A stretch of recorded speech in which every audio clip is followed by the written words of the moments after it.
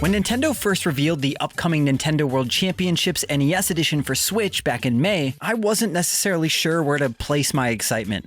On one hand, I'm always happy to see Nintendo pay homage to their roots in unique ways. But since the NES will be celebrating its 40th birthday before we know it, it's fair to say that some fans, including me, have grown a bit tired of paying for another iteration of the original Super Mario Bros. And The Legend of Zelda, albeit with a twist this time around. However, after going hands-on with the game for around an hour, I was pleasantly surprised to see how much fun I was having with these 8-bit buddies all over again, by simply adding some new rules, objectives, and split-screen competitive multiplayer. Even though the classic games on offer here aren't included in their full form, and haven't truly been reworked like Nintendo has done in the past with the NES Remix series, I think there's a lot of potential for this to join the rotation of game night greats like Mario Kart, Mario Party, and Super Smash Bros., especially for those who grew up with the NES. Nintendo World Championships NES Edition lets you tackle bite-sized challenges within 13 different NES games, always with the goal of finishing the challenges as fast as possible. The list of games includes the likes of Balloon Fight, Kirby's Adventure, Kid Icarus, Zelda 2, and even the unrelenting Super Mario Bros. The Lost Levels. From the ones I played, challenges can run anywhere from a few seconds long to a few minutes, and could task you with making it to the flagpole as fast as you can in level 1-1 of Super Mario Bros., knocking out all the enemies on screen in Balloon Fight, to collecting a set amount of rupees so you can buy an item from a shopkeep in The Legend of Zelda. It was quite interesting to see the variety of missions on display and how some challenges can come down to sheer skill, while others may implement a bit more RNG into the mix. You'll have access to a set of challenges from all of the 13 games from the get-go and can unlock more as you play. Even though some of the earlier challenges can feel a bit like tutorials for the main mechanics of each game, it's fascinating how simply injecting a timer and a few new objectives can really give these games new life. It made me look at all of them from a completely different perspective. One mission even asked me to sprint to the end of an early level in Kirby's Adventure, and even though I had taken some damage on the run and was quite low on health, I sprinted right past a maximum tomato.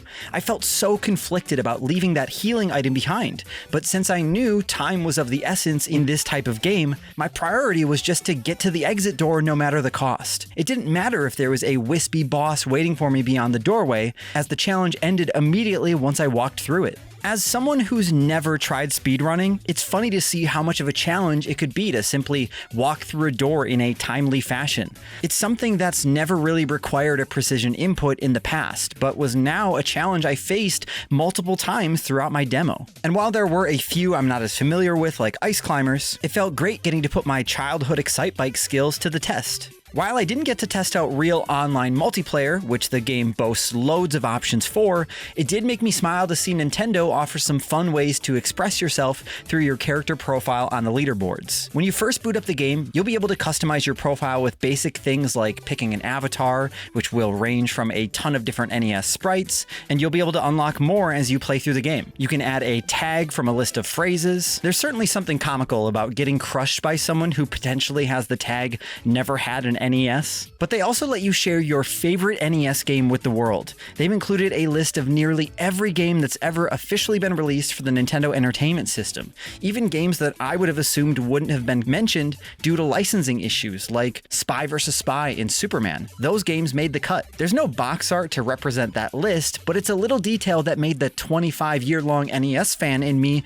feel seen. And I'm genuinely so excited to scan the list in the future for games like Earthbound Beginnings and Bubble Bobble. And it has me wondering if Nintendo's going to track this data to use internally to see what people's favorite NES games actually are. And it'd be really cool if they added more games to this collection down the road based on that data. Regardless of how competitive you may be in nature, there's something satisfying about chasing a personal best score and putting your D-pad reflexes to the test with your friends. While Nintendo World Championships NES Edition offers up to 8 players in local multiplayer, I had the chance to play with 4 others in our group, and we collectively had a lot of fun. We were simultaneously congratulating each other on fast times, and then shouting loudly when we'd finish a mission with neck and neck times. Sometimes it can be hard to truly grasp how fun a game can be from some photos or a trailer, so I'm thrilled to share this newfound perspective I have after going hands-on with this one. We have no way of knowing if the online leaderboards will become overcrowded by insanely fast scores that casual players just won't be able to keep up with. But once the game releases for the public, we'll have our own opinions about that, so stay tuned. I'm also hoping Nintendo considers making this concept a yearly thing, with a Super Nintendo and N64 edition down the road. The Nintendo World Championship is often remembered for the NES, and sure, the Nintendo Power Fest from the 90s may not be as recognizable of a name, it's easy to say that we'd like to see more of this, and maybe it's not impossible to see those remixes come back in some downloadable content down the road too.